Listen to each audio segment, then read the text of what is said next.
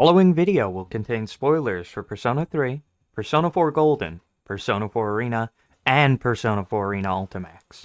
If you haven't played these games yet and you don't wish to be spoiled, I'll see you in another video.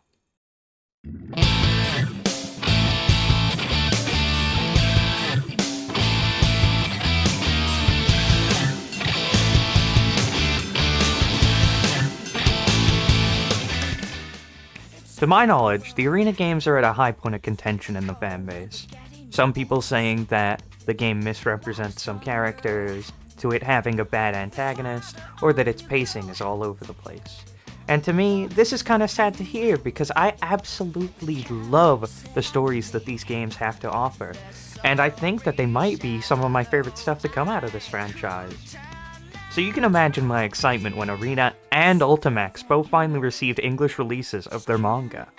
And with these mangas being released, I think I found something really interesting. So, let's dive right into them. The Persona 4 Arena manga was written and illustrated by Aya Q, someone who I personally am not familiar with, but are known for their other series, The Rising of the Shield Hero. I only found this out after researching the creator, but I think it's really cool to see someone who's known for making such a popular series give a crack at the Persona designs. And speaking of, the designs of the characters in this manga look wonderful. I think they really capture the style of the sprites from the game. Unlike the base game, where you get to choose who you beat the story as, the plot of the manga instead decides to switch between multiple characters' perspectives, mainly Narukami, Yosuke, and Aigis.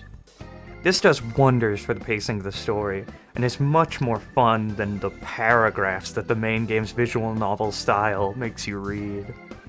Speaking of the base game story, this might just be a personal preference thing, but I think choosing a visual novel to tell the story of a fighting game was an awful decision.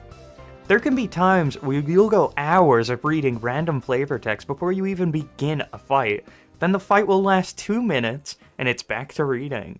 Just an awful way to pace your story, with only one exception, but more on that when I get to it. Anyways, our story begins with Aigis and Mitsuru. It follows the plot of the game pretty closely as we learn that Labrys has been kidnapped, and thanks to Naoto, they know that the culprit is in Inaba. For the most part, this beginning section follows the events of the games almost one-to-one, so let's fast forward to something more interesting. Our two cast stories join together once they both decide to enter the TV. These scenes are played in parallel to each other, and we get some really sweet character moments from the C's crew. Now that they've entered the TV, we get this amazing double page spread, as we now get to where the manga truly shines. After being separated, we now follow Yosuke, who's just woken up in a classroom. We then see a bunch of students gathered outside next to a huge stack of TVs as General Teddy and Rise taunt Yosuke. I really love how this manga takes stage elements and incorporates them into the story. It gives you something really visually interesting to look at, and I really enjoy it. I think that having stuff like this really makes it feel more alive and, less boring than the PNGs and text that you're bombarded with in the base game. This is also where we get introduced to Labrys. Man, now what? What's going on here? Piling a bunch of TVs in front of the building? Where the heck did they come from?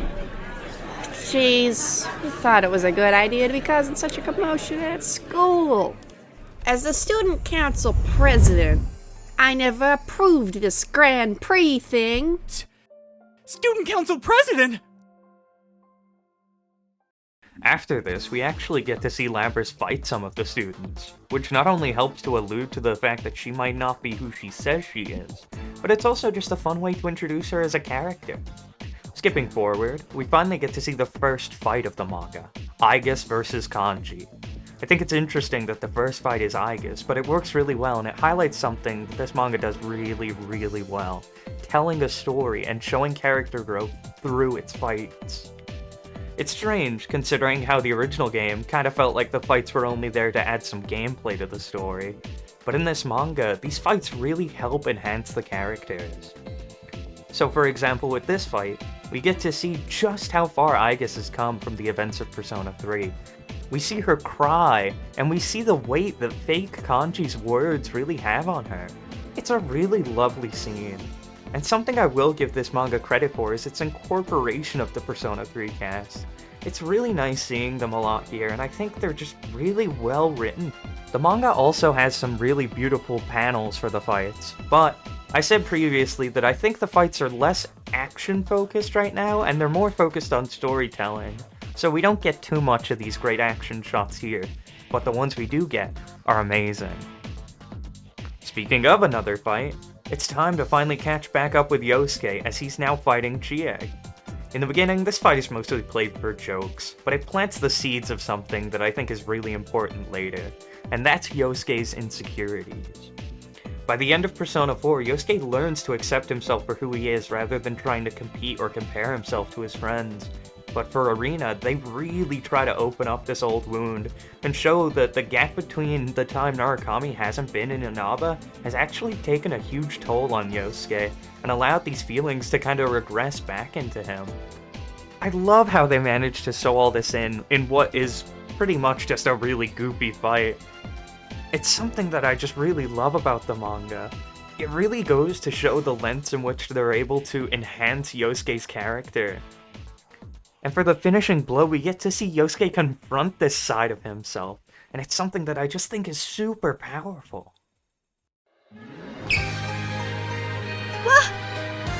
Sorry, but I think you should stop comparing me to other people. Those troubles from last year, Lady took care of them all. Shouldn't you know that?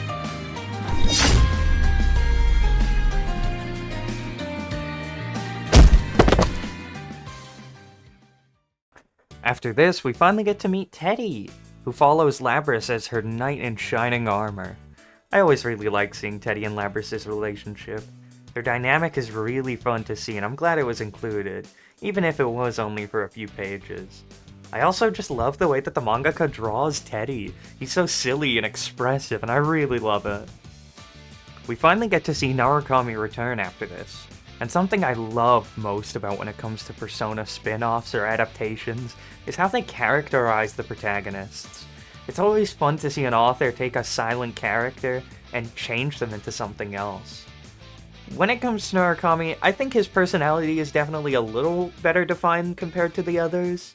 And this manga really showcases something about Narukami that I see a lot of people overlook about his character, and that's his intelligence. Having Narukami be the one to deduce these mysteries is just one aspect of his character that I really love about him. It's always easy to label him as a Chad like the rest of the internet has taken to lately, but in reality, Narukami is a blunt, caring, and intelligent protagonist, and that's why I love him so much. Okay, rant about Narukami over, I promise. As I said before, Narukami is pretty quick to figure out General Teddy's illusion, and the fight between him and Akihiko is more action-focused, which is nice. I also love how Narukami is able to figure out that it's the fake Risei almost instantly. It just goes to show the belief he has in his friends. One thing I also really like is Akihiko's writing. I know that Akihiko's writing in Arena is a high point of contention for some people. I've heard a lot of people saying that he's mischaracterized, and a lot of others just saying that they completely butchered his character. And as someone who's mainly focused on Persona 4, I can't really say whether this is true or not, but what I can say is that I love the way that he's written here. He's confident in himself, but he's understanding when he loses, and he truly believes in his friend's strength. It's very sweet to see this out of him, and I sort of wish we got to see more. But for now, let's move on. Cutting back to Yosuke, we get to see his next match against Yukiko. Similar to the Chie fight, this one really tries to open up that wound of Yosuke trying to be cool and acting like a hero. I think it was a great idea to tell the reader what's happening with the illusions before Yosuke figures it out, because it allows us to be in a similar situation to Naoto, who's watching over the fight. But it also helps us gain insight into General Teddy's plans by seeing what the fake Yukiko is talking about. I really love how they keep drilling in these Saki comparisons. It's almost crazy to think, but people often forget that Yosuke's main motivation for all of this was Saki's death. And seeing how it genuinely affects him is just so interesting to me. Also, a little side note, but the way that the manga actually uses moves from the games is so cool. It feels weirdly satisfying whenever you see a character that you play use their move in the manga.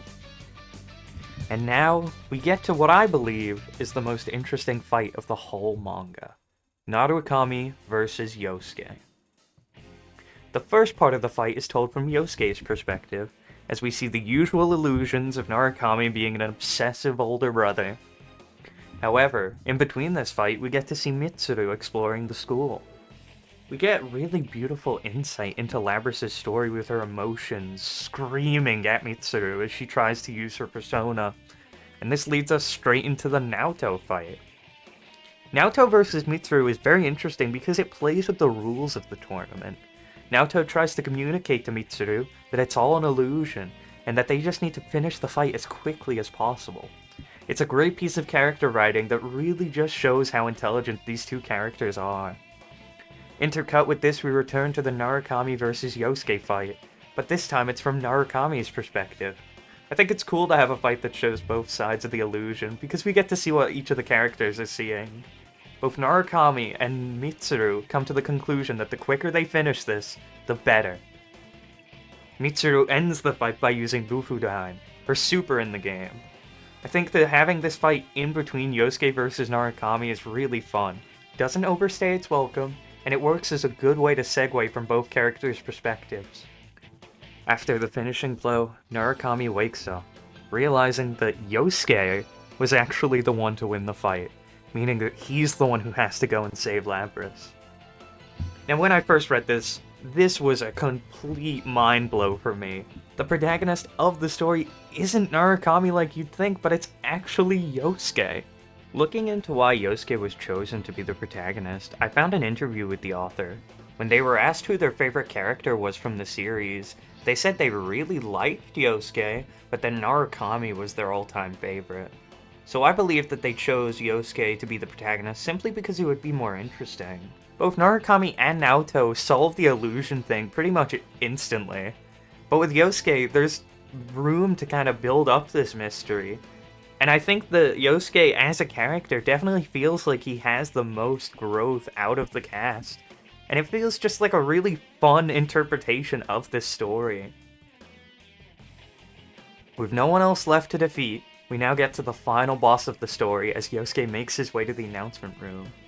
Shadow Labrys finally makes their reveal alongside Aigis that now joins the fight with Yosuke. Now, this is where my biggest complaint with the manga comes in. Because they completely gloss over Labrys' backstory. It's relegated to only 5 pages, and it's honestly really sad to see. Because, in my opinion, Labrys' story is the strongest part of Persona 4 Arena. Like I said earlier, the visual novel aspect of the game really kills pacing, and it really doesn't work for a lot of people. But Labrys' story is the exception to that. Seeing her inner thoughts go from standard instructions to then questioning life, all through the actions and meetings of other characters, it's touching and it's masterfully done. But in the manga, it gets less screen time than Teddy. It's the only huge problem I really have with the manga, but it's such a huge problem that it honestly makes the manga hard to recommend over the original game. If I were to recommend anything, I'd say if you can't stand the visual novel style of the main story, then definitely read this manga, but please, I implore you to still watch Labrys' story. It's just one of the greatest things that I think this series has came out with, and it's just a shame to see it get passed up like this. But enough of that, let's get back to the main story. After Labrys denies her shadow self, we get a pretty sweet moment between Aigis and Yosuke. He talks about just how hard it really is to face your own self.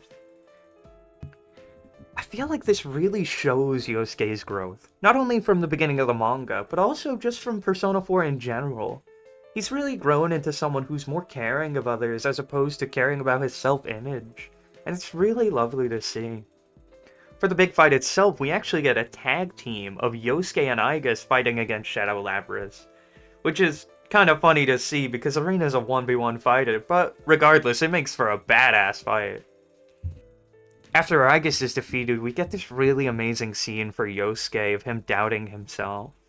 This is the culmination of all the seeds that have been plotted through the story about Yosuke's insecurities. He's finally backed into a corner. He doesn't believe in himself, thinking the job should have been given to someone else. But that's when Rise patches in everyone's voices to Yosuke in a moment that I just think is really empowering. So, perk up your ears and listen to everybody's voices. Huh? Listen up, you freaking Hana moron! Weren't you going to bring the Grim Pix to an end real quick? Why don't you try giving a crap about the people who've been stuck here forever waiting for you? Chie! I'll talk. Just a short one, but hear me out. That voice is... Yukiko? I know how hard it is to face yourself, just like you said, but that's exactly why we can keep moving forward, isn't it? Yosuke-kun, you mustn't give in. How many times have we fought shadows before now? We kicked their asses back then, and you can kick their asses now. I think weaknesses and worries are things that will probably always haunt you. But at times like those, you can't move on unless you faced yourself. It's not just you, Senpai. We're all in this together. Yosuke, that's why you need to believe in yourself. Just like we all do. We all believe in you, Yosuke. You? What? Are you looking for comfort from your friends?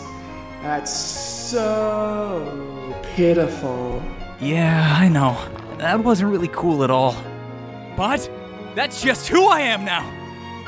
Even though I walk around in circles, slamming into the same problems over and over, I can still go on. It's because I have friends.